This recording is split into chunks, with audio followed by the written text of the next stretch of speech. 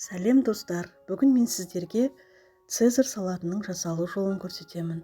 Өте дәмді әрі оңай. Бір жегенде ауызда дәмі қалатындай цезарь салатын жасап көрсетемін. Алдымен бізге тауықтың төс еті және соя, паприка, қарабұрыш, тұз қажет болады. Қуыруға ыңғайлап етті турап аламыз.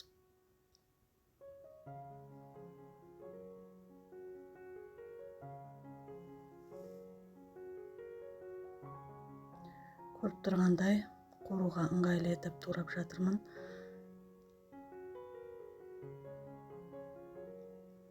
Туралған етті ыдысқа салып, үстіне қарабұрыш,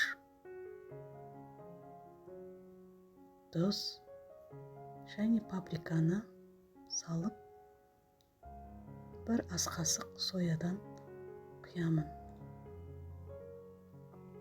Барлығын жақсылап араластырып, 40 минутқа бетін пищевая пленкамен жауып қоямын.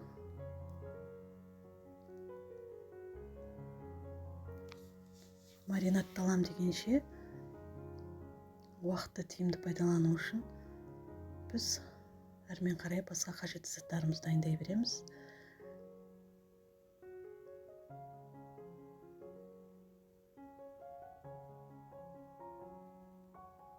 Енді кезекте нанды ыңғайлы етіп, салатқа ыңғайлы етіп турап, оны бұрыштап және паприка қосып, қызып тұрған пешке пісіріп аламыз. Сәл қызарғанша пісіріп, дайындап аламыз.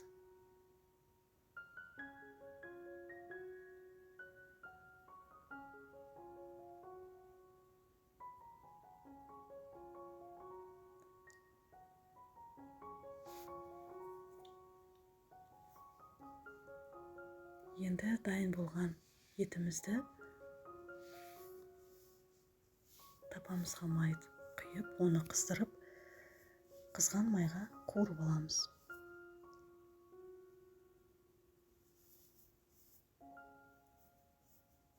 Еттерімізді тапаға жайғастырып, екі бетін кезегімен айналдырып пісіріп аламыз.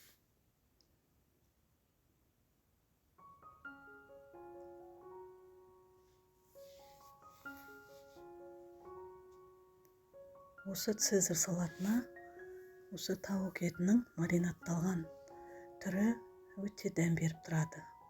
Дәл осы мен жасағандай рецептпен жасап көрсеңіздер, өте жақсы болады. Мінекей, етіміз қуырылып пісті, барлығын ыдысқа орналастырып, суытып аламыз.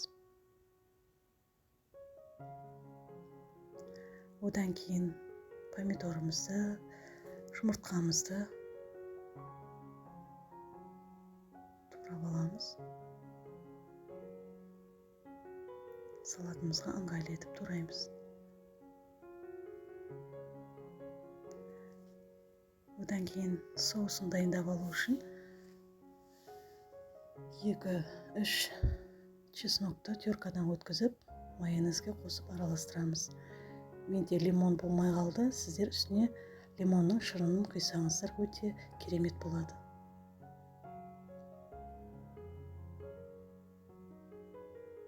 Жақсылап араластырып, бұны да дайындап қоямыз. Мінекей дайын болған жұмыртқамыз, помидорымыз, дайын болған сухарийіміз, етіміз қуырылған, соусымыз. Енді етті мен салатқа ыңғайлы етіп турап алдым. Енді пекин жапырағын ыдысымызға қолымызбен турап салып, барлық заттарды салып, үстіне соусты құйып, жақсылап араластырамыз. Дайын болған салаттың үстіне сырды үккіштен өткізіп, үстіне әсемдеп қойдым. Сіздер де жасап көріңіздер, өте дәмді, керемет, әрі оңай. Менің отбасыма жақсы ұнады. сіздерге де ұнайды деген ойдамын. Сіздермен бірге болған жандар менің каналыма тіркеліп лайк басып комментарий жазуды ұмытпаңыздар.